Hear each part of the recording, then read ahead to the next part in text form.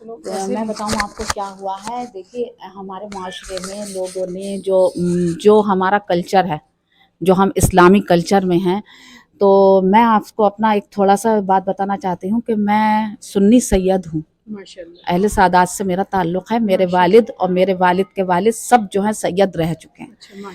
تو میرا معاشرے میں ایک میں نے تجربہ حاصل کیا، کیونکہ میں بچوں کو کوچنگ بھی کراتی ہوں، انگلش میڈیم کے بچوں کی کوچنگ ہے میری، تو ان سے میرا وابستہ رہتا ہے حساب پیرنٹس سے.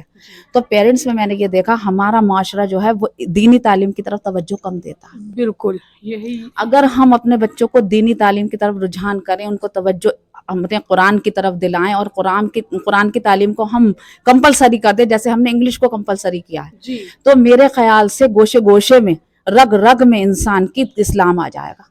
اور جو بنیادی چیزیں ہیں کہ اسلام سے متعلق ہمیں جانکاری نہیں ہے، اس وجہ سے ہم جہالت کی طرف قدم بڑھاتے ہیں اور بڑی جلدی اپنے مذہب کو کچا یا پھر اپنے یقینی کو کچا عمل میں لے جاتے ہیں.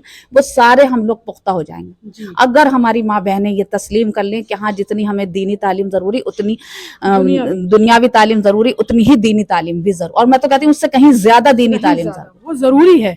میں اپنے کو یہ سمجھ لیجیے آپ، میرا کوچنگ ہے تو میں نے لوگوں کو اپنی اس طرف رجحان کرتے ہوئے ماشاءاللہ 3 بچوں کو کلام پورا پڑھا دیا. کلام پاک 3 بچوں کو ابھی تک میں نے مکمل کرایا. جب سے میں نے یہ اپنا ٹارگٹ شروع کیا کہ آپ میرے یہاں آتے ہیں تو آپ اپنے بچوں کو قرآن بھی پڑھوائیے، تو میں ضرور پڑھاتی ہوں ان بچوں کو. تو ماشاءاللہ 3-4 لڑکیاں قرآن مکمل کر چکی ہیں.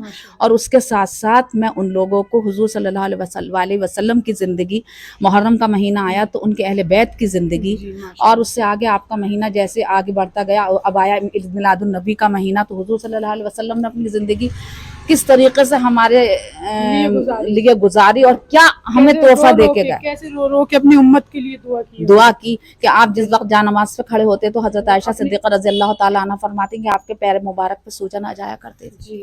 آپ اتنی امت کے لیے دعا مانگتے تھے. راتوں کو جاگ جاگ تو اعلیٰ حضرت کا وہ شعر اسی لیے تو ہے کہ یا اللہ اب بھی کیا وہ جہنم جو ہے وہ سرد نہ ہوگا، رو رو کے مصطفیٰ نے دریا بہا دیے. ماشاءاللہ بے شک.